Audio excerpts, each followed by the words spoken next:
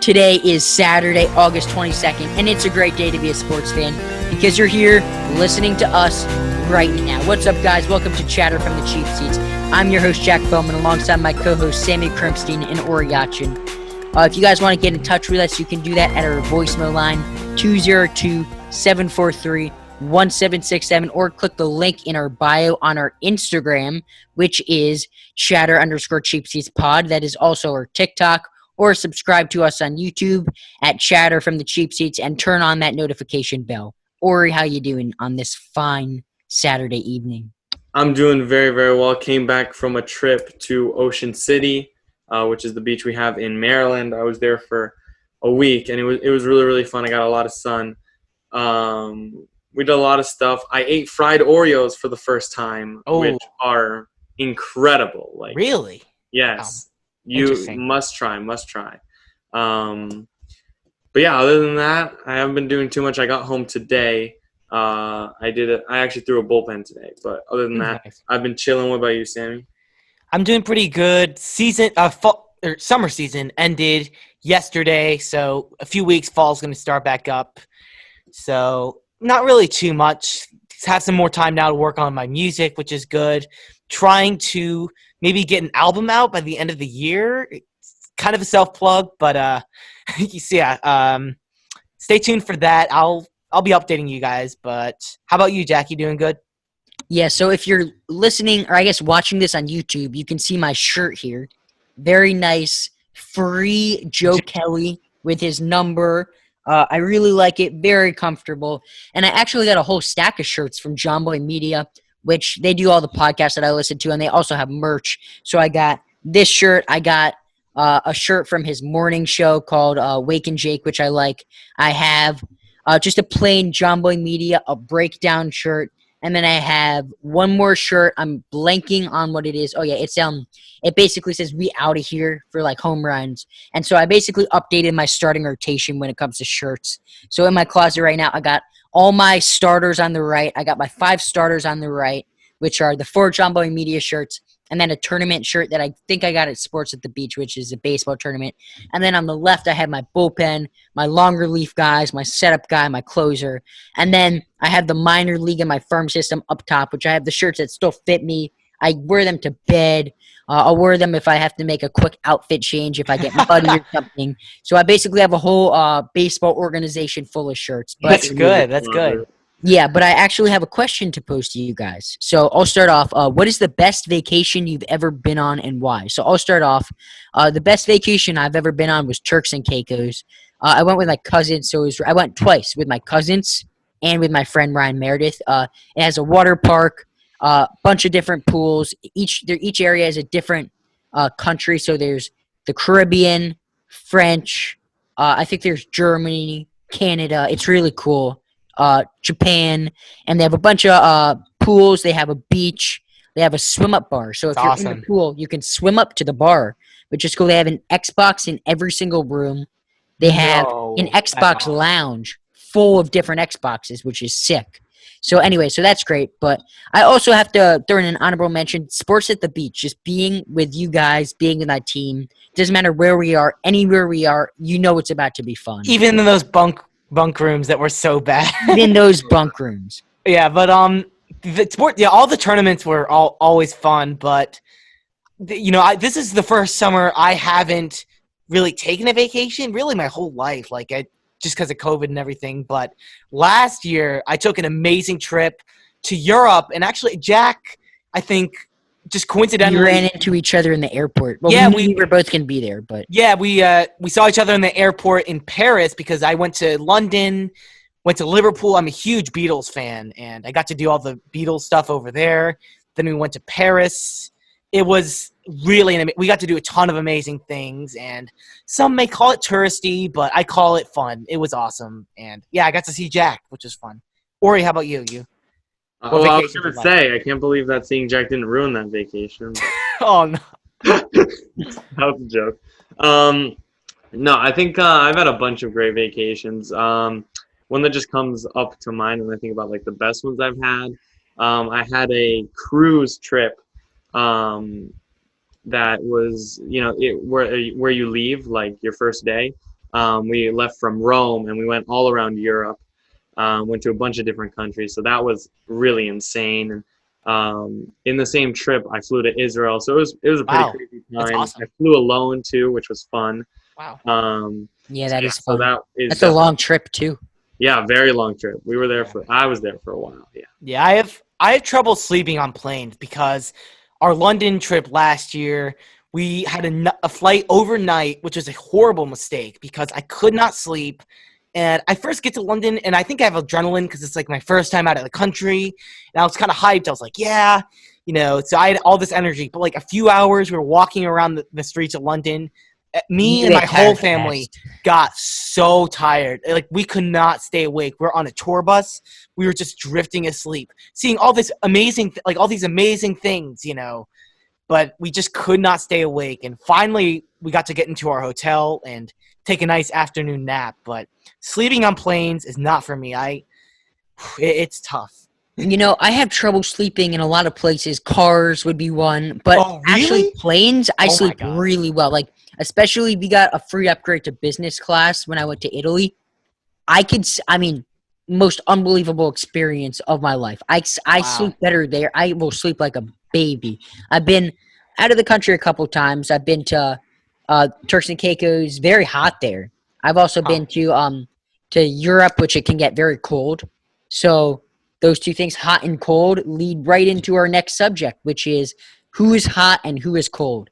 So, Ori, do you want to start us off with the hot? Yes. Okay. So today, I don't have a player. I have a team. And we know, NBA, the playoffs, they're heating up. We're still in the first round, but the games have been incredible. And I'm a Sixers fan, so it hurts for me to say this, but the Celtics are hot, very hot. They are up 3-0 on the 76ers, who are a good team. Obviously, they lost Ben Simmons due to injury, but still, I mean, that Celtics team dominating this Sixers team. And I mean, it's really crazy, crazy to watch. Kind of sad, but also really cool to see the Celtics team grow. Game one, Jason Tatum went off, 32 points, 13 rebounds. And, it was relatively close, 109-101, but some fourth quarter domination. I mean, the Celtics really pulled it out in the fourth quarter. Throughout this whole series, the Celtics really pulled through when it came on the defensive side. They were holding the Sixers super, super low. I mean, the Sixers scored 101 twice and 98. So that defense from the Celtics, has been really, really good. And, also it shows the effect of Ben Simmons being out. I Mhm. mean, they have to rely on Embiid, who has been scoring around 30 points a game. So it's not like he's been bad. It's just that the supporting cast without Ben Simmons is just not strong enough to contend with the Celtics team. They're up 3-0. They might sweep. We'll see. I hope not. I'm holding on to hope that we can kind of pull through. I don't think it's Yeah. possible. I know Sammy really likes the Celtics. You want to talk about them? Well, yeah, and I like what you were saying about Embiid and how when he or with Simmons, when he's not there, they take a huge hit. And the Celtics just don't really have that problem. Game 3, their third consecutive win in the series. Jason Tatum, their big star player, only had 15 points. But when he's not scoring, there's always someone else right behind him. You have Kemba scoring a ton of points, or you have Jaylen Brown scoring a ton of points, or Marcus Smart. There are always guys next up in line that are ready to step it up. And that's what stands out about the Celtics team. I really like them. They have a ton of talent. And honestly, I think it's either going to be them or Toronto representing the Eastern Conference in the finals, because those are teams that are experienced in the playoffs, talented, extremely talented, both those teams. Celtics are a team I've loved for a long time, and I'd really like to see them take a trip to the finals. But I'm now going to move on to my hot pick, and I am going to go ahead with baseball. And I got Anthony Rendon. We all know how great he was in D.C. He was a huge part of that World Series team last year, and he missed the first few games, starting his career off in Los Angeles. But he's back, and he's absolutely raking. This past week, 17 for 31, which is hitting 548, his average, 2 home runs, 8 RBIs through the week, and he is really hitting it well up there. And the Angels aren't a team that's playing well, but they have so much talent that you got to think they're going to get hot. I mean, Trout, Rendon, 2 of the top 10 players without a doubt in this game right now. Ohtani, who we know can hit. They have a ton of talent. David Fletcher, who's also been hitting very well. I like a lot of the things that the Angels have. I feel like they're going to eventually find that success. Rendon is going to be one of the centerpieces, along with Mike Trout, of course, when they do find that success. But yeah, Rendon's been hitting it really well these past few games. And Jack, who do you got for your hot pick? Yeah, so for my hot, I have Trevor Bauer. Trevor Bauer has been an absolute beast this entire season. He's making baseball fun again as he revealed the Send It shirt after his last outing, which is a reference to the last time he pitched at Royal Stadium, which I think is called Kauffman Park. Kauffman Stadium. Yeah, Kauffman Stadium, where he chucked the ball over the center field fence when he got taken out.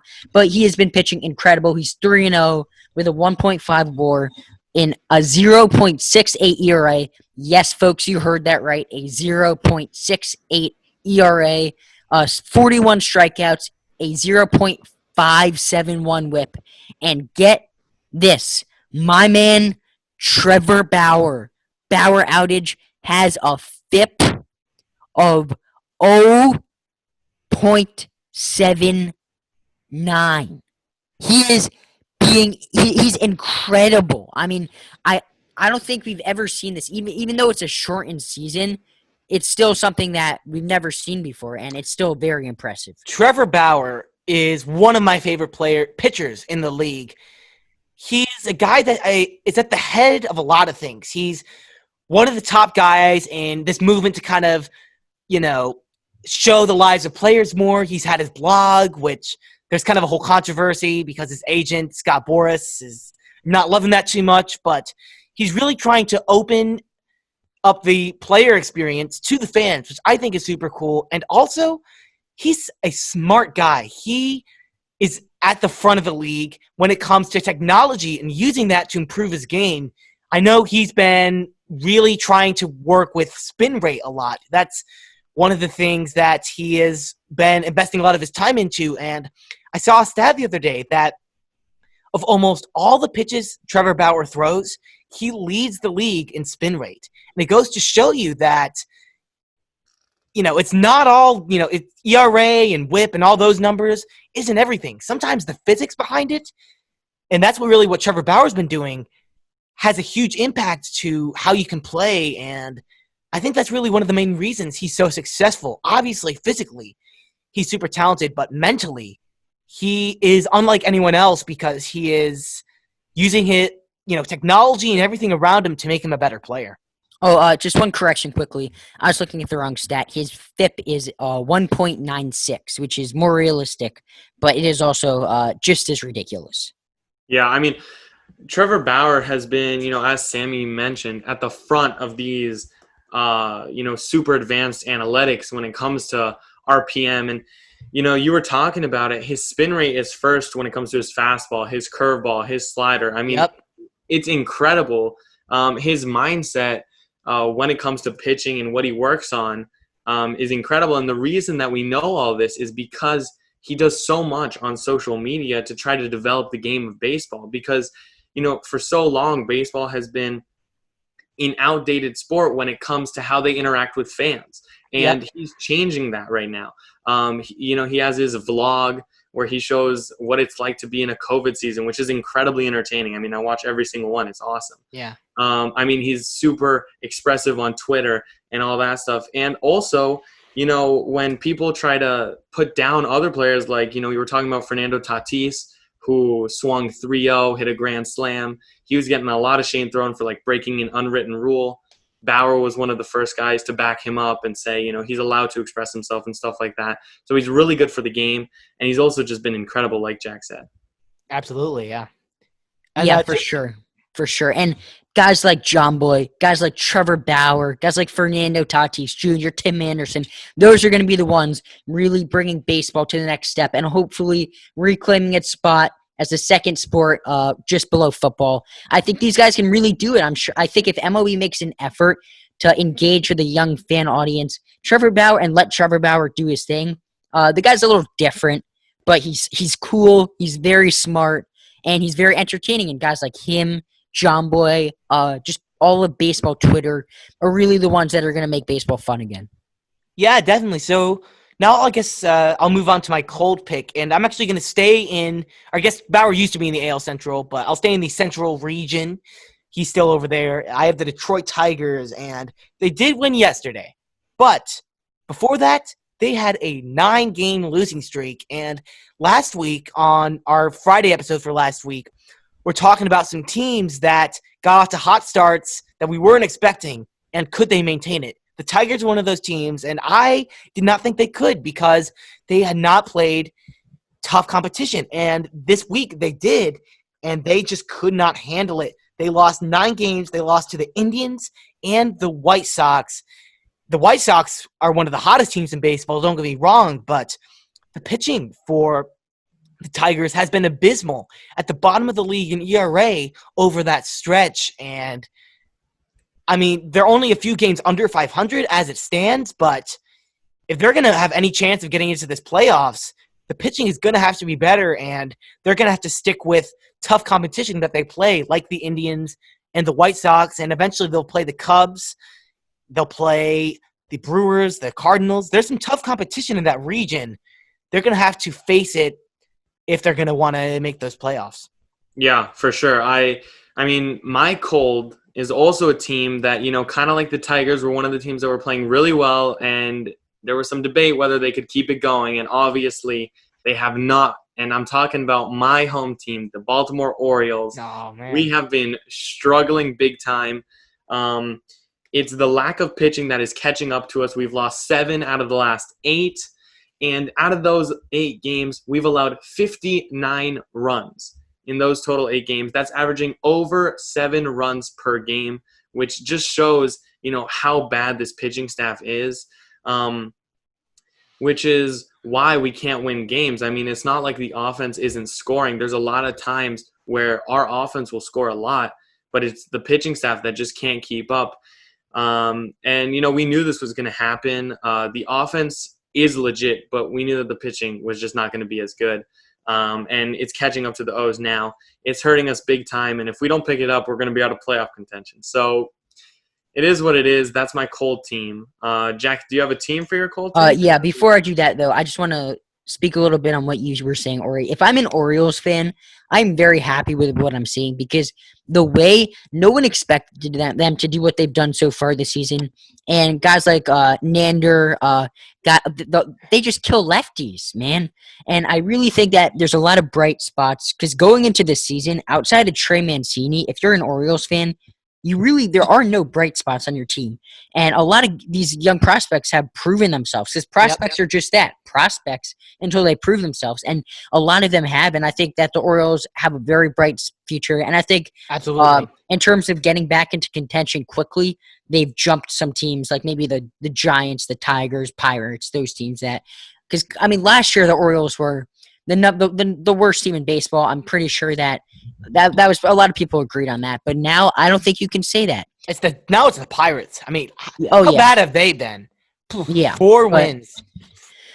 Yeah, I'll give my cold now, and so my cold is very very interesting because it is an Astro.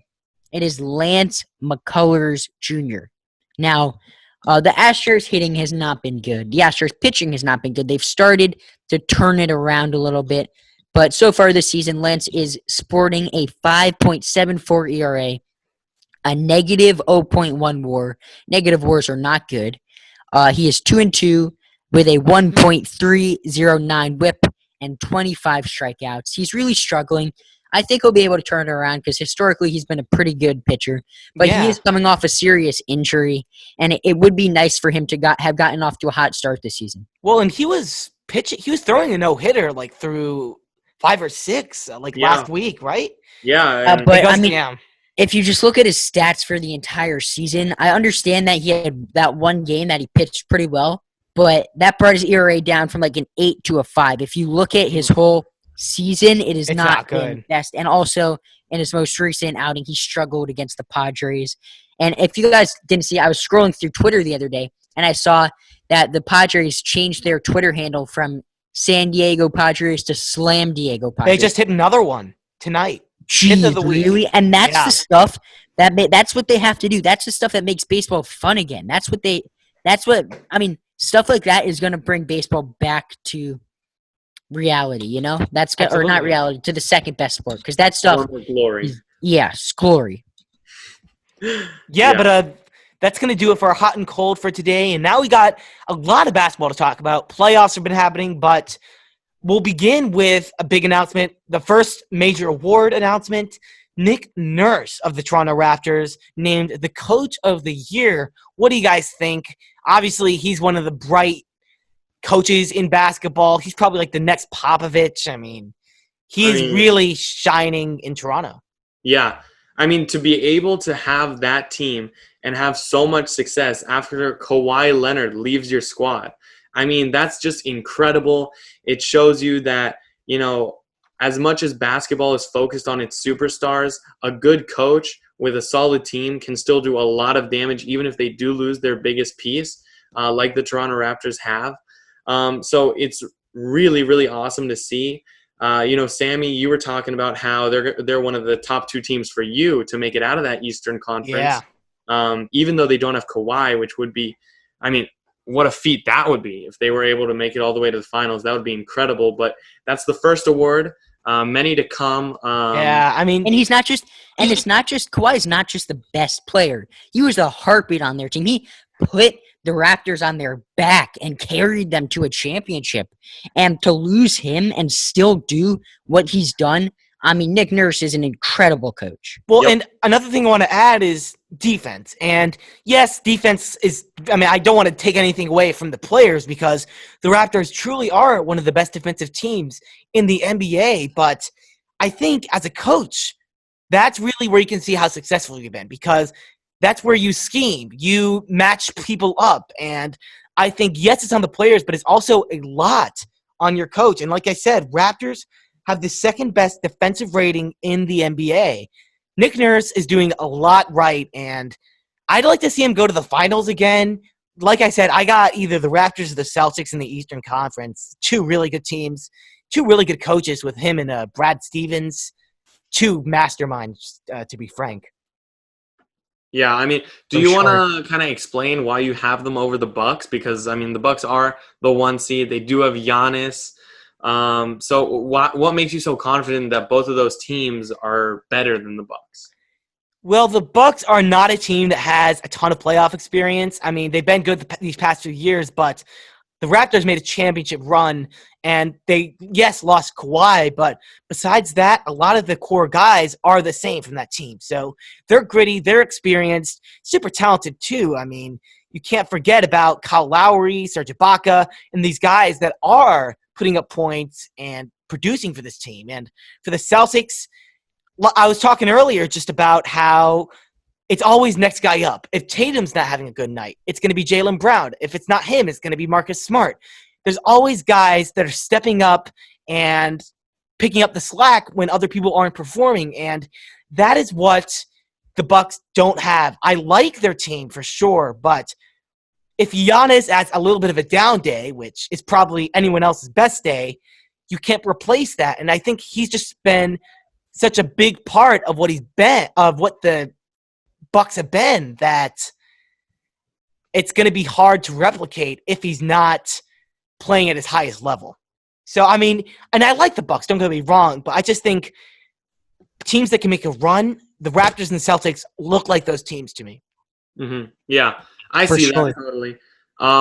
We're talking about some other teams here who could make a run.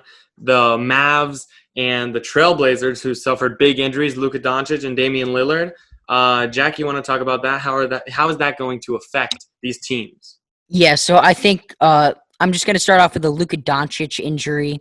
Luka Doncic, he has a left ankle sprain. He's questionable for Game 4. He returned to play in Game 3, but he wasn't the same, and he left shortly after. And I think it's really going to impact the Mavs because without Luka Doncic, Kristaps Porzingis is the only player on that team that I think is your superstar. And as we know in the NBA, you need more than one superstar to win in most scenarios, unless you have like LeBron or a guy like Damian Lillard playing out of his mind. But I don't see a way that the Mavs can win the series without Luka Doncic. I think he has to be healthy. I think he has to be playing at his best.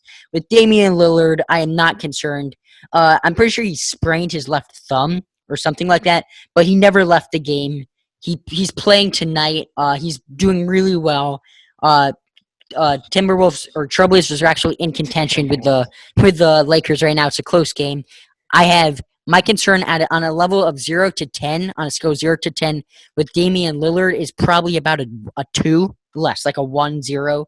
With Luka Doncic, right now, 7. I'm at like a 6. Yeah. However, if he plays and looks fine, I'm at like a 2. But if he doesn't play tomorrow, I'm at like a 10. Like, raise the alarms. Well, because what Luka Doncic does for that team is remarkable. I mean, you watch him play, and he just makes stuff happen. I mean, he is able to create plays by his incredible ability to see the floor and see the players around him. He's also an incredible shooter, and he gets almost 10 boards a game. He's really one of the most valuable players in the league. I think he is a legit MVP candidate this year. If you lose him, there's no way you're winning that series. Kiss your chances goodbye. Yeah, I mean, it's already an uphill battle by playing the Clippers. If you lose your MVP-esque player, forget about it. I'm sorry. I love the Mavericks, but see you again next year. Yeah, totally. I mean, if you lose Luka Doncic, I mean, even if it's for one game, the Mavs don't have the ability to just lose a game. Like, they need to be in contention every single game because they're against the Clippers. And if you want to win that series, you need to be on your game every single time you're out there. And if you lose Luka Doncic for even one game, it's not an automatic loss, but it's basically a loss. Yeah, it's the closest thing to it. Right. And you can't do that when you're playing the Clippers. So Luka Doncic needs to come back, and he needs to play like Luka Doncic, because if he doesn't, then the Mavs, I mean, Jack said it, they can kiss their chances of these playoffs goodbye. Yeah, but in the series, the Mavericks and the Clippers, Kawhi Leonard, I mean, he in the playoffs is third in scoring, and it looks like he's kind of doing what he did with the Raptors. Now, the Clippers are a much more talented team than that Raptors team was, but he is really putting the team on his back, and he's carried them to the 2 wins that they've gotten to. Jack, you want to talk a little bit about that? So, in the last game, Paul George could not make a bucket if the basket was 10 feet wide. He just wasn't on his game, and he's a big part of that team, and Kawhi really had to do what he did with the Raptors last year and put the Clippers on his back, and he did just that. 36, 9, and 8. 9 rebounds, 8 assists, 36 points. He was unbelievable. And he's just there's not that many players in the NBA. I can count the amount on my fingers, but they just have a different mode, and they can turn it on, carry their team on the back, and will them to win. And if the Mavericks won that game, that does not put the Clippers in a good spot. And the Clippers were a big team. I mean, they were one of the favorites to come out of the West. It would not be good if they were down 2-0 to the Mavs. Yeah. And Kawhi Leonard, he proved just why he's a superstar and a top 10 player in the NBA, and he put them on his back, and he had an unbelievable performance. Well, yeah, because Kawhi statistically is incredible, don't get me wrong, but like you said, he has this other level where if the game's on the line or you're in a big moment, he has another level he can go to where he will put the team on his back, and that's why having a player like that is so valuable and why he means so much to the Clippers. Yeah, 100%. I mean, that Clippers team is nowhere without him. I mean, he's kind of having the same effect that he did with the Raptors in the playoffs last year. I mean, he obviously has more talent, I think, on this Clippers team, but he's performing so well to the point where he is the heartbeat of this team. He is the leader, and he's playing exactly like it. Moving on to some different teams, we got the Jazz against the Nuggets. And the Jazz have won 2 straight. So what are you guys' thoughts on that? You think it's sustainable? You think they could win this series? It's interesting because the Nuggets, when you look at playoffs, are right in the middle of the pack in scoring. So the Jazz defensively haven't been anything special. Really, it's come down to Donovan Mitchell. He is currently leading all playoff players in scoring. He scored 57, and that was the game they lost. He has put up 30 in the other two, I believe, and at least 30.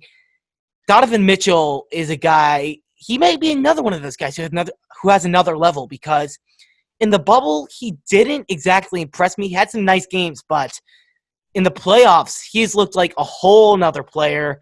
Donovan Mitchell is playing really good basketball, and it just goes to show you that he, kind of like some of these other guys, has another level where he looks like an MVP type player. That's what he's been doing. Yeah. For sure. And I think that you said it, Sammy. You said that he could be another guy that just has another level, and I think he's getting to the point where he's in a conversation for a bona fide superstar. I mean, he is a stud, and he is really showing off. And I think that I had the Jazz winning the series, and I think that the Jazz can win the series. But as many of you know, I am a Knicks fan. Now, being a Knicks fan is a tough life. You don't get much luck. You don't get much happiness. And that definitely did not change last Sunday or last Thursday. It was the draft lottery, and the Knicks had a very good chance of getting the number 1 pick. And guess what? They ended up with the 8.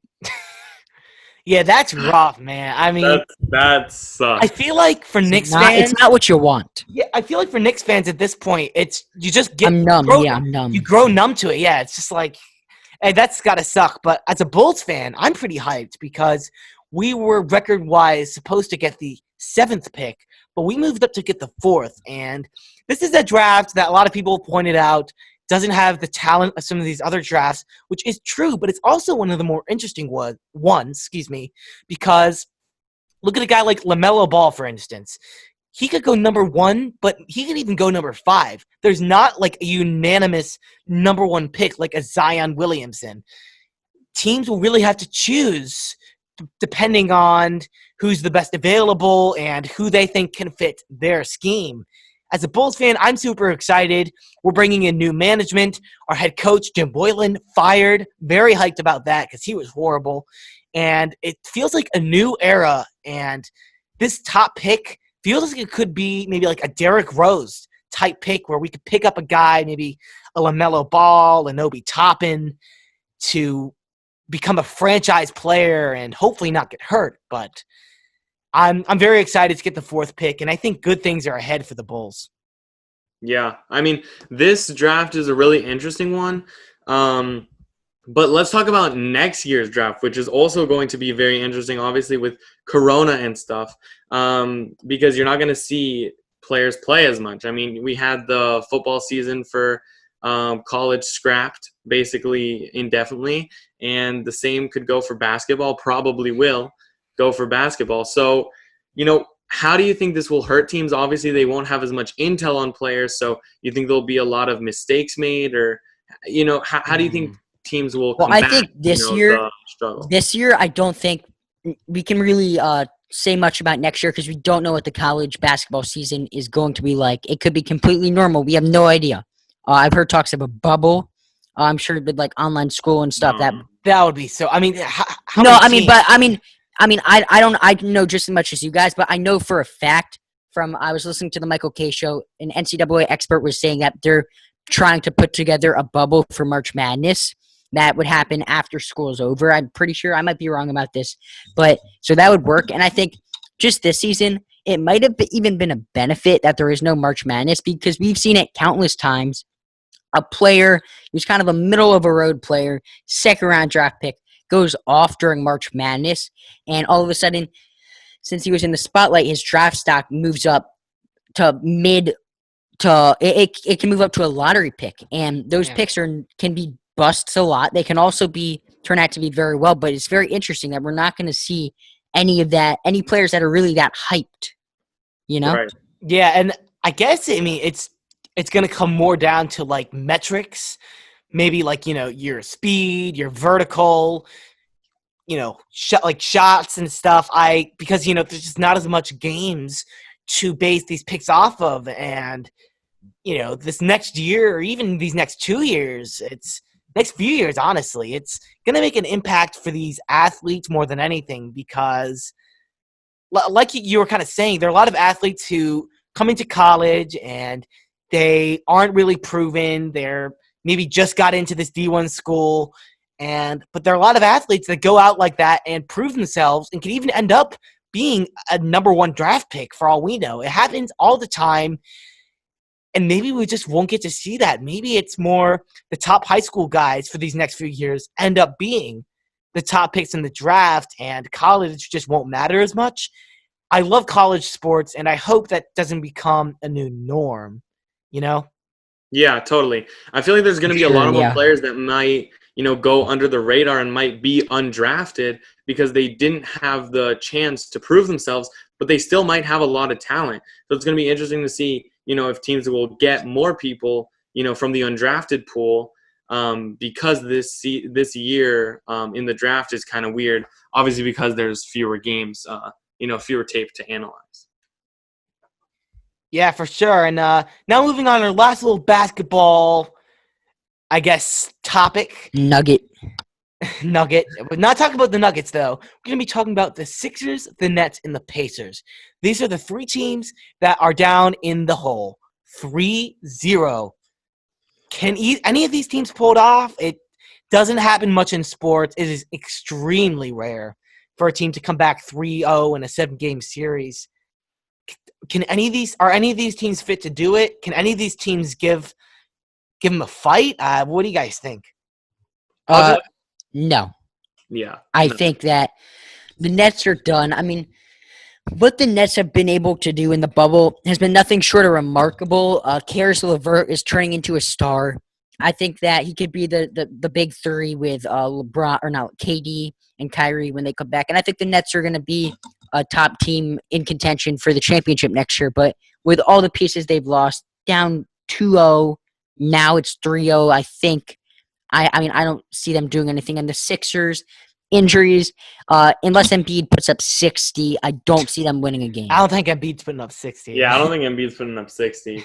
I'll agree with you, Jack. I don't think any of these teams have a shot. You talked about, the Sixers, obviously, with injuries, the Nets. I mean, they're missing their best players. So I don't see it happening. Sammy, do you think any of these teams have a shot, or are you pessimistic like us? Out of all these teams, I'd say the Pacers probably have the best chance. I mean, TJ Warren balled out in the bubble, obviously. They got Oladipo, but I was watching today their game against the Heat, and they've actually competed with the Heat for most of games, but down at the end of games, they just can't execute. An example of that, Victor Oladipo, obviously, probably arguably their best player, he fouls out at the end of the game, and it just goes to show you they're not as well coached as teams like the Heat and some other teams in the playoffs, and that's just an example of not being able to execute at the end of games. If you're a star player, you got to know not to foul, and it's just a shame. I do like a lot of the things the Pacers are doing, but the Heat are a better team. They might even get the sweep. I think the Pacers will maybe win a game or 2 before they get sent home, but it's tough for all these teams because none of these teams are bad teams. They've just all been unfortunate. The Sixers, injuries. The Nets, worse injuries. And the Pacers, I think, are just a few steps away from being a team that can compete at the end of games in the playoffs. But it's just not the time for any of these teams. Yeah. Yeah. And let's move on now to football, the football around the league. So when the football season starts, we're going to do the Chatter from the Cheap Seats Football Frenzy, which is basically going to be a really fun competition.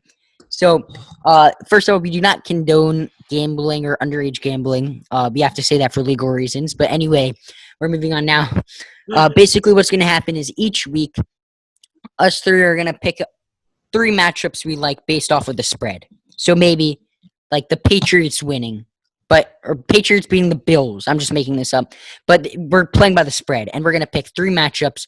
We're going to make a 1-pick play, 1-point play, 2-point play, and a 3-point play. And let's say we win the 1-point game and the 2-point game. Then we get 3 points. Or we just win the 3-point game. Then we get 3 points. So, and then after each week, we're going to tally up our scores. And it's going to go on until the Super Bowl when there's only 2 different matchups, 2 different picks you can make. And then at the end, whoever comes in last place is going to have to do a punishment. Now, I think this is a fair punishment. Tell me if you guys agree. Let's say I lose. I'm a Giants fan, so I'm going to have to wear an Eagles cap for, I'll say, 5 straight episodes. That's 5 weeks. Sammy, you're going to have to wear a Packers cap for 5 straight episodes. Oh, man. And Ori, you're going to have to wear a Steelers cap for 5 straight episodes. Now, we couldn't do this with baseball because I'm dead serious about this. There is no way I would ever put on a Red Sox jersey, hat, anything. I would never do that. Dude, I hate the Packers more than you hate the Red Sox. I hate the Packers. I don't think that's true. But anyway, Yeah. Sammy, so we all agree to this. This is something that we're all willing to do. Yes. All right. It's going to be 'Cause I'm not fun. gonna do it. We're going to do it. But anyway, we're going to circle back to that once football comes around. It's going to be really interesting. But we're going to move on now to our AFC North preview. So I'll start us off. In last place, I don't think there's going to be many changes here. I think all 3 of us have a consistent last place team, which is the Bengals. Even though Joe Burrow is as highly touted as he is, he's still a rookie. They still don't have a great defense. Their D-line is kind of trash. Their secondary isn't that great. Linebackers are not good. I have them going 2-14. I have the Bengals. I actually have the Bengals with 6 wins. And Yeah. I don't have them as bad. I think they're still not a good team by any means. Joe Burrow is a rookie. He's super talented, but I'm not expecting him to do anything special. You usually don't see like MVP-esque seasons from rookies. Give it time. Joe Burrow will get there, but I think he's going to be all right. Maybe like Kyler Murray level production, like kind of like how he was last year, which is still great. Don't get me wrong, but they have made improvements. They got a new defensive coordinator, mainly defensively, to be honest. D-line, they get DJ Reader, who's going to help stuff the run, which is where defensively they were very weak last year. Their secondary, they have potential to do some great things. They brought in Trey Waynes and Mackenzie Alexander. Defensively, they made some nice little moves that I think can bolster that defense, not making it great or anything, but make it better than it was last year, which is, like I said, not saying too much. And the offense isn't as bad as people may say. I think Joe Mixon and Giovanni Bernard could be kind of a deadly 1-2 punch. The O-line, yes, isn't good, but I think those guys are good enough to be able to get decent production without a great O-line. I mean, Joe Mixon had over 1,000 yards with the worst O-line in football. Still was terrible for my fantasy team. Just want to put that out there. But in terms of a team player, Joe Mixon is good, especially he's very well complemented by Giovanni Bernard. Now, am I saying the Bengals are going to be good amid the playoffs and not lose a game? No. They're a very imperfect team, but a team that, starting with this season, is taking a trend in the right direction. This is going to be the start of what should be a pretty successful campaign for a few years for the Bengals. I'm rooting for them. I want to see them succeed. They're not there yet. Joe Burrow, though, is going to have quite a career. I'm going to make a bold statement. Okay. If the Bengals win 6 games this season, I will wear a Bears jersey for every episode for 10 straight episodes. You'll have to loan me the jersey, but I will wear it for, let's say, 15 straight episodes. That's 15 weeks. That's almost a quarter of a year. Bro, I want to give up but I don't want to give up my Bears jersey. Okay, maybe not a jersey, a hat. Do you have an extra hat? I probably have something. Paraphernalia. Anything. That is how confident I am that they're not going to win 6 games. I mean, I have them winning 4 games, so right in the middle of you two. Sammy made a few good points that they've added a few nice pieces on, the defensive side, but I kind of want to focus in a little bit on this offense, which, Sammy alluded to with this Joe Mixon Giovanni 1-2 punch with the running backs, and I really, really like it. And I think if Joe Burrow can do Kyler Murray-esque production, Kyler Murray in his rookie season. If A.J. Green is healthy, they have Tyler Boyd, T. Higgins. So, it's not a team with no talent. So I think they could win a few more games than Jack thinks. I'm not as high as 6 games, but I definitely think that this is a team going in the right direction, like Sammy alluded to. But let's go on to our third place team, who I guess I'll start us off here. I have the Browns. I have them winning 10 games. I'm a little higher on the Browns than some, and the main reason is they've got a new coach, so their offense is going to work. Baker Mayfield is going to come back. He's going to have a good year. We know that Nick Chubb can produce. They have Kareem Hunt, so that's going to be a really good running back core. Oh, yeah. And then let's talk about the receivers here. I mean, you have Odell Beckham Jr. and Jarvis Landry. You also have at the tight end position Austin Hooper. So a very, very talented offense when it comes to the skill positions. And I think that's going to pay them lots of dividends. I see them winning 10 games. They paid Myles Garrett, so he's going to be back for them and for a while, and I think he's going to be great. So focusing especially on this offense, I really like the Browns here. I have them winning 10. Do you guys also have the Browns in third place? I have the Browns in third place as well. I have them with 9 wins, but I really do like the Browns. I think in a lot of other divisions, they're honestly right up there fighting for first place, but the AFC North is one of the toughest divisions in football with the Steelers and Ravens. It's going to be tough to win. That being said, they're still winning, in my eyes. I still have them winning 9 games. I like a lot of the things Ori was saying. Kareem Hunt and Nick Chubb can be absolutely deadly. If Kareem Hunt can play like he did that one year in Kansas City, it's going to be a really nice 1-2 punch. Odell Beckham and Jarvis Landry are two of, the most talented wide receivers in the league. As much as people say about Odell Beckham, and I don't really love the guy, but they're talented, and I think last year was a little bit of a fluke. I think a lot of it, like Ori was saying, centered around Freddie Kitchens. I think it was just a disaster. And it was a team that had been so unsuccessful for so long with such high expectations last year. People were saying that they could win the Super Bowl. They were one of the teams up there. And you can't put that on a young, inexperienced team that has not done too much in a long time. It just creates issues. And we saw that. A team that people were saying could win 12 games, won only 6. It was tough for the Browns. I think a lot of it, like I said, was around Freddie Kitchens, but the defense, Freddie Kitchens. I think the defense was all right last year. They didn't make too many additions, but I think if they play just as good as they did last year defensively, the offense is going to be good. Baker Mayfield is talented. Nick Chubb and Kareem Hunt are talented. Odell Beckham, Jarvis Landry, Austin Hooper, David Njoku are talented. There's a lot of talent on this team. That's really the main attraction with the Browns. It's all the talent that they have offensively. That's why I have them winning 9 games. I think they'll be a borderline playoff team. It honestly depends how some of the other teams in the AFC do.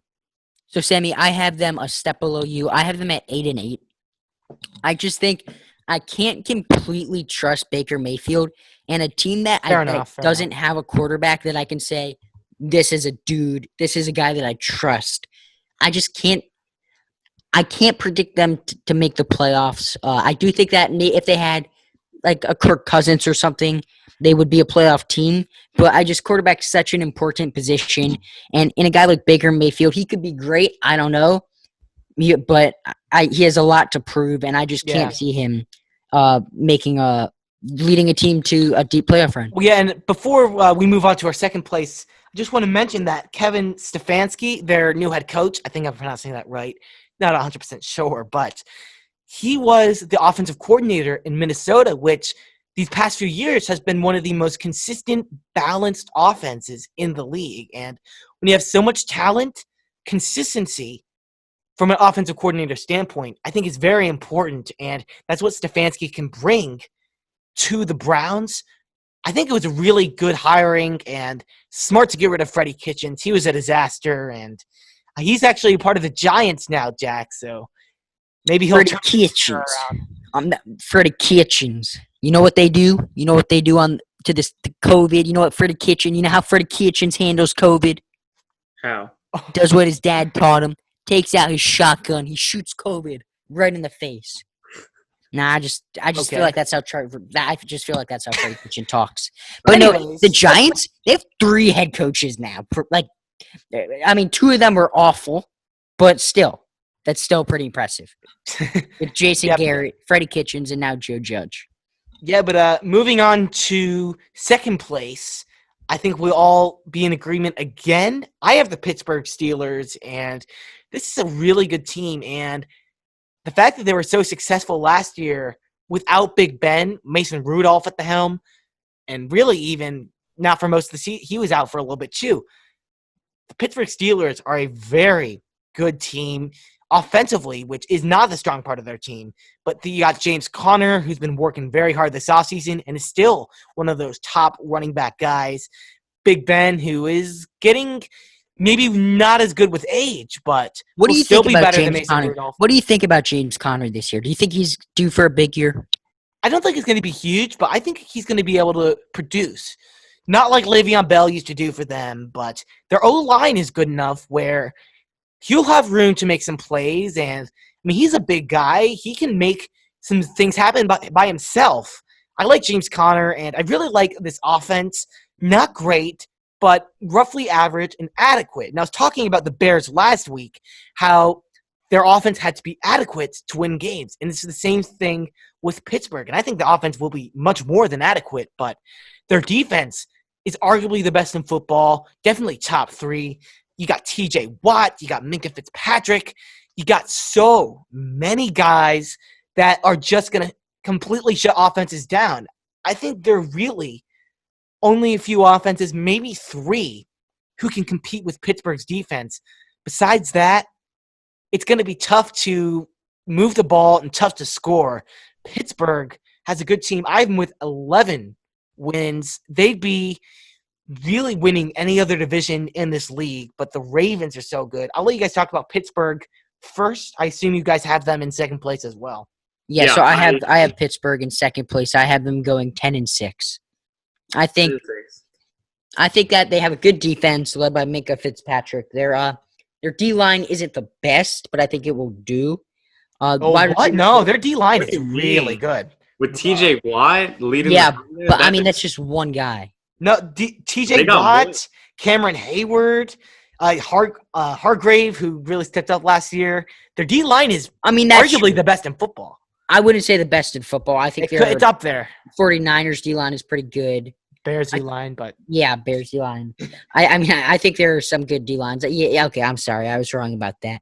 But I think that they're just not a team that I can see making a deep playoff run just because they have a couple of unknowns due to injury, which are Like Big what? Ben, James Conner, who arguably two of the biggest pieces on the entire team. not many weapons, too. I mean, you got Juju, who's kind of who had a overrated. pretty underwhelming year last year. Yeah, I mean, he was on my fantasy team. Oof, that was not fun. That's rough.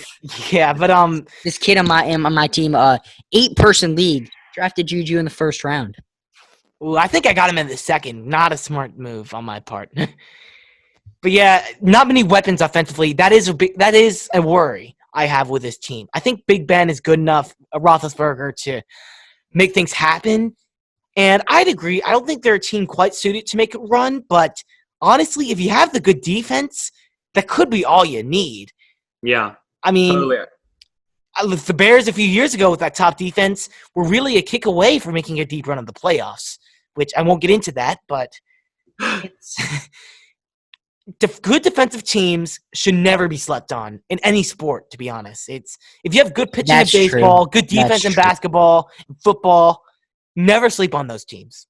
Yeah, I mean, defense wins championships, and I mean, this defense for the Steelers is really, really incredible. That's why I have them winning 12 games, but it's still not enough to dethrone the reigning AFC North divisional winners, the Baltimore Ravens, who I have in first place. I love this Ravens team. I'm going to gush on them for a little, so you guys might want to. Go ahead, man. Yeah, so, okay, we'll start at the helm. Lamar Jackson comes off a unanimous MVP season, Can he do it again? Shut up. Yes, he can. He's a god. They're going to focus more on the deep ball, which is going to help our wide receivers like Marquise Brown, who's a deep threat. So it's going to be more pass heavy from Lamar. He's not going to run as much, but I don't think we need to, because if Lamar can really develop that deep throw, which I think he will this season, that offense with the running game is going to be unstoppable. And I think what really secures this offense is the offensive line with Ronnie Stanley and Orlando Brown Jr., just to name two of the guys. I mean, you could basically name every single player on this offensive line because they're really, really good, and they're key for this running game and for the passing game. And then we'll go to the defensive side, where we made some big additions with Calais Campbell on the defensive line. He's going to be incredible for us. We got Derek Wolfe, who's going to be kind of he's not a veteran. Great player, but he's definitely a good depth player to have on the defensive line. And then we got Matthew Judon for another season because of the franchise tag.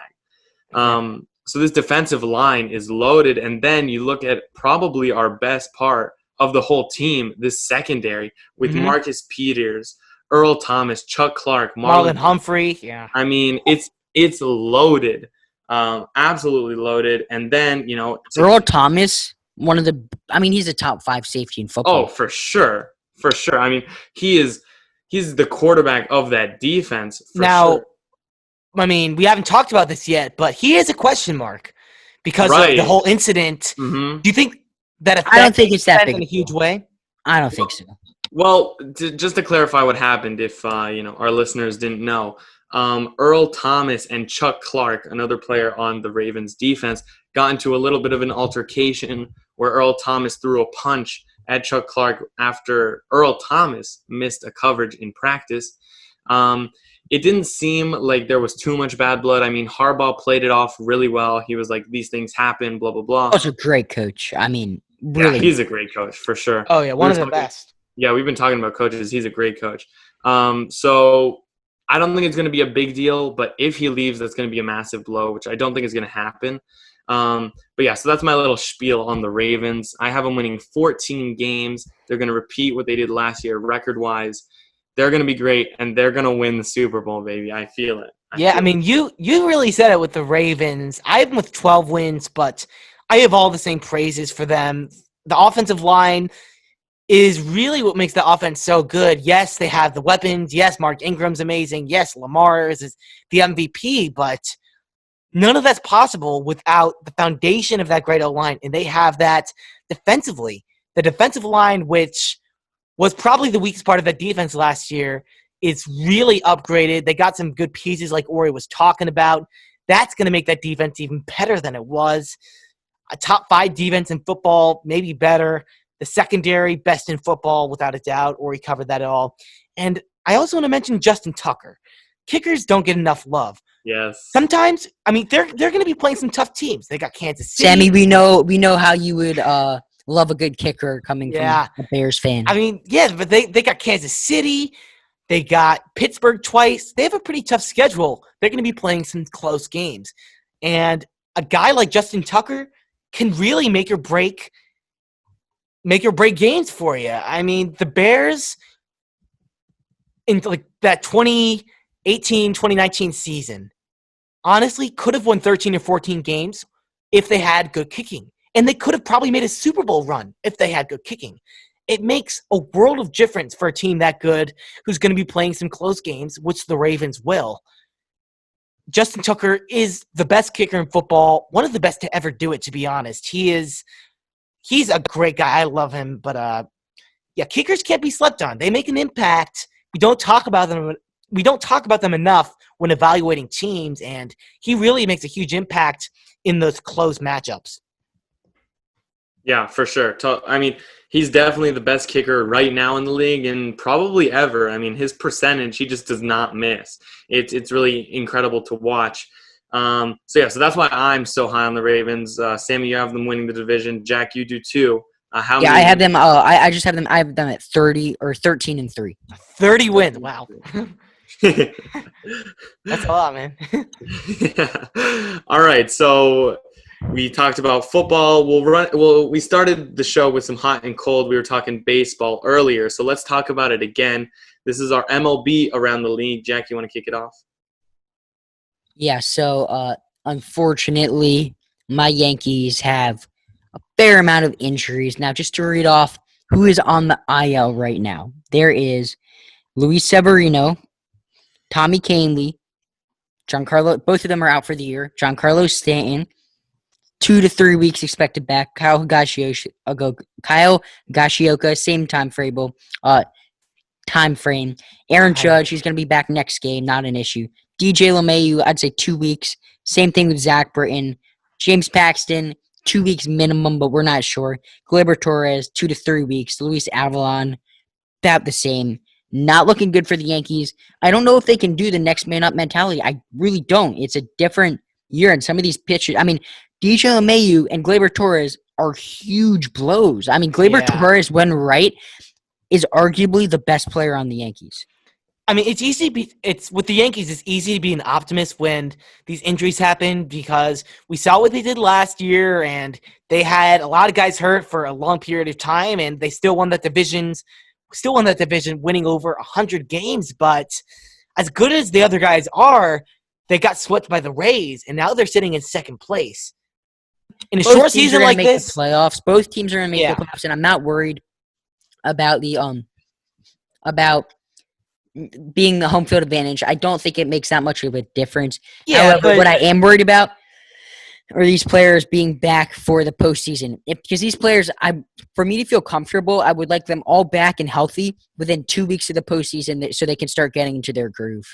Absolutely, because if not, I mean, if the Yankees finish in second place, they could be playing an away game in the playoffs. I don't think it's that big a deal, honestly, though. Yeah, I mean, things could happen in a lot of ways. Maybe the backups will really step up again like they did last year, and I mean, the some record of the backups, won't suffer. Talkman is ridiculously good. Talkman could be a starter on any other team. Mike Ford's amazing. Did you see that graphic on ESPN? It was like Mike Ford being compared to Babe Ruth. Oh, I did. That was interesting. Two hefty lefties. You never know. He could be the next. You heard it here first, folks. Mike Ford is the next Babe Ruth. Yeah, but another big injury is Steven Strasburg, who we all know in the offseason signed this mega huge deal to stay with the Nets.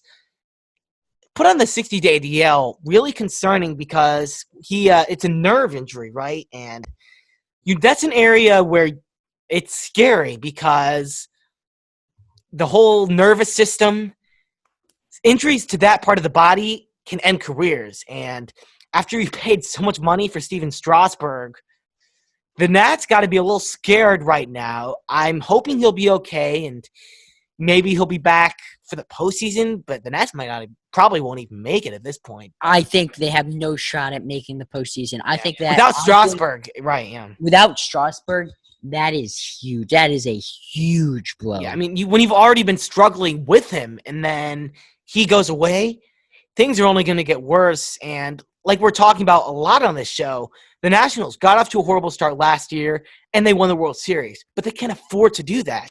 They can't afford, after this bad start, for Strasburg to go on the IL. It is too many things happening back to back to back for the Nationals that are not looking good. And the defending champions could finish in last place in the NL East. It's not looking good for the Washington Nationals. Yeah, not at all. I mean, when you have a big injury like that, it's never good. But do you guys remember the first hot take ever on this podcast? I mean, the Nationals will not make the playoffs. And if you guys want to go back to listen to our first episode ever, you guys can do that by searching up Chatter from the Cheap Seats. Thank you. On Apple Podcasts. Maybe sneak in a little 5-star rating and a 5-star review. Don't forget about the 5-star review. You guys can also contact us by getting in touch with our voicemail number, which is 202-743-1767. That is 202-743-1767, or click the call button on the link in our Instagram bio, which our Instagram and TikTok are Chatter_Cheap Seats Pod. Quick plug. Nice. Nice. Well, I'll keep going. So I was talking about how when you have a major injury to one of your best pitchers, it's always bad. But when there's only 60 games in a whole season, then that's going to hurt you way, way more. And this Nats team, they're not deep enough to where this won't have a big impact on them, which it will. Yep. And I wouldn't be surprised if they don't make the playoffs at this rate. It's looking really, really tough for them. And, teams that aren't looking to make the playoffs are usually looking to make some trades, and we're coming up on the MLB trade deadline. Jack, you've been hearing some rumors. Who do you think is on the block, and what trades do you see happening? So the Phillies actually just traded for Brandon Workman, which is really going to help them. They at worst have one of the worst bullpens in the MLB. It is not a pretty sight. However, I do think he is really going to help them. But some trades that I think will be made, I can see Trevor Rosenthal, the Royals right-hander, getting traded. The Royals have 3 relievers: Trevor Rosenthal, Greg Holland, and Ian Kennedy. All 3 of them can be shopped around. I think that Rosenthal is having a great season. It's first really good season since his 2017 Tommy John surgery. He's earning less than $400,000, very low price tag. So you can see some of those small market teams maybe that are in a position to make a playoff run go for him. Another guy, Kevin Gausman, the former Oriole, is up for grabs. He's on the Giants now. Giants can sell off a couple of guys with expiring contracts like Jeff Samardzija, Drew Smyly, Tony Watson, but none offer the upside and value that Kevin Gausman does. His velocity has been up a tick. I think he's going to do whatever it takes to get out of San Francisco. Another guy is Red Sox outfielder Kevin Pillar. If I'm Kevin Pillar, I'm doing whatever the hell it takes to get out of Boston. That is not somewhere train wreck where I would like the to Boston be right Red now. Sox right now. But he's off to a pretty solid start, and he's still one of the best center fielders in the MLB. Oh, absolutely. He's not making that much money. And I think Jackie Bradley Jr. also could be a trade option. Jonathan Scope with the Tigers, another one. And then finally, Alex Cobb. Alex Cobb has bounced back in his first 5 starts. Alex Cobb has done really well. He's a guy, when he was on the Rays, he was very good pitcher, very highly touted free agent, and he signed to the Orioles, and he wasn't able to do not much. But this season, he is sporting second time I've used sporting, 3.76 ERA, a 1.139 WHIP, which is not the greatest, but that 3.376 ERA, I really think that he's going to be a big piece, and I think that some potential landing spots could be the Braves, the Mets, or the Angels, who are desperately in need for pitching. Yeah, some really interesting stuff, and we've been hearing a lot that this trade deadline might not be as busy or as crazy as some of the other ones, just because you're only getting a guy for 30 or so games. Might not be worth it if it's only a 1-year deal. But there are, like Jack was saying, still some pretty big trades, but not quite as major. Things that can happen that can really benefit teams. And that's why the trade deadline is always so exciting. But before we go, I have a little dilemma. I'm watching the Cubs game. We're down right now, and we're playing the White Sox. Jose Abreu is balling. He is 4 for 4, 3 home runs, 4 RBIs, and a walk. You should just be grateful that your team is playing. The Yankees don't play till Tuesday. It's been a rough weekend, to be honest. Yeah, Abreu is playing great. Now, I'm pissed because he's beating the Cubs, and if he doesn't have 3 home runs, the Cubs are probably up right now. But he's also on my fantasy team. He's getting me 21 points. Ooh, so that is a dilemma. It is a dilemma. I'm happy he's getting me 21 fantasy points. Playing Ori, by the way, which is... Ori, how do you feel about that? Well, look, I don't really pay attention to baseball fantasy. I'm more of a fantasy football type of guy. But you're interleague. Take it seriously. Don't be that guy. I'm that guy. I'm sorry. I hate being that guy, but it's just too much to manage. Yeah, but Abreu, I mean... He's cooking. No matter which side you're on, if he's on your fantasy team, if you're a Cubs fan, or both, like me, he's really having a night, and I love Jose Abreu. He's one of the best first basemen. He's one of those guys. He's kind of aging a bit, but he's one of those stars that from our childhood, when all 3 of us first started getting into baseball, him, guys like Joey Votto, Ryan Braun, that are kind of aging veterans. Rizzo, I would put Rizzo I wouldn't put Rizzo in that category. I Oh, would you say- should. You should. No, but I think Rizzo is still like I would say that Rizzo is a little bit younger, right? Than Yeah. Oh, yeah. Yeah. He's. I'm not quite sure. I know Rizzo's Anthony like Rizzo 32 is or 3. he is 31. 31. And I think Jose Abreu. So I'm not talking about I'm just talking about like older guys that are past Yeah, their okay. prime that are getting close to retirement.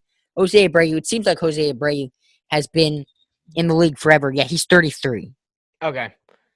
Yeah, but yeah, Brayu's having quite a night, and the White Sox have been mashing, man. I mean, they are like hitting more home runs by a lot than any other team these past few weeks. It's been fun to watch, as much as I don't really like them because I'm a Cubs fan. But that's actually going to do it for our show. My little dilemma will end it, I guess. And yeah, what do you guys have to say? Fun episode as always, right? Yes, of course. Great episode today. We talked a lot of sports today, As always. as always. But we Dare have I say it? Best episode ever. It might Could be. I be. mean, we had a lot of stuff to go on. Hopefully, I mean, we're gonna have more and more content to talk about as the NBA playoffs progress. We didn't talk about hockey, but we definitely will our next episode. So make sure you stay tuned. Thank you guys so much for listening. We cannot promise that we will be talking about hockey next episode. Just I promise. putting that out there. I We promise. promise. Stanley Cup playoffs, man. Now, a little bit of housekeeping here. We are switching to once a week. So our new schedule, because of school, our new schedule is going to be, we are going to upload videos or upload our podcast every Saturday morning. So that is going to be our new schedule. We're going to try our best. If we're free on a Tuesday or a Wednesday, we'll give you guys an update on our Instagram and TikTok, _cheapseatspod. You guys can also leave a voicemail at our voicemail line, 202-743-1767, 202-743-1767. Or, subscribe to us on YouTube, Chatter from the Cheap Seats. But anyway, so we'll let you guys know if we're going to do a quick episode on a Tuesday or Wednesday, but the scheduled episodes that aren't going to be kind of spur of the moments if we're all free are going to be every Saturday morning. So don't worry, you're still going to be getting Chatter from the Cheap Seats during the school year. So I know you guys are going to be happy about that. Yep. So thank you guys so much for listening. Yeah, thank you guys so much. Yeah. If you stay to the end, we love you. We all love you. Thank you so much. Seriously. Yeah. I mean, and also it also would mean a lot to us if you guys would leave a 5-star rating and review on Apple Podcasts, because that is. I mean, we work so hard putting out content for you guys, and that is what you guys can do to pay us back. Yeah, but I guess that'll do it, right? Yeah, that is it. Sad to see another episode go. I mean, what is this? 28. So we're 28, man. We've been cranking them. We are cranking these out, my man. Yeah. All right. Anyway, I guess that will do it for us. Chat on Cheap Seats Pod on Instagram, TikTok. Leave a voicemail 202-743. I X'd it out. 202-743-1767. 5-star rating and review on Apple Podcasts. And Ori, tell them. Peace out. Supposed to say bye. Oh, bye. bye.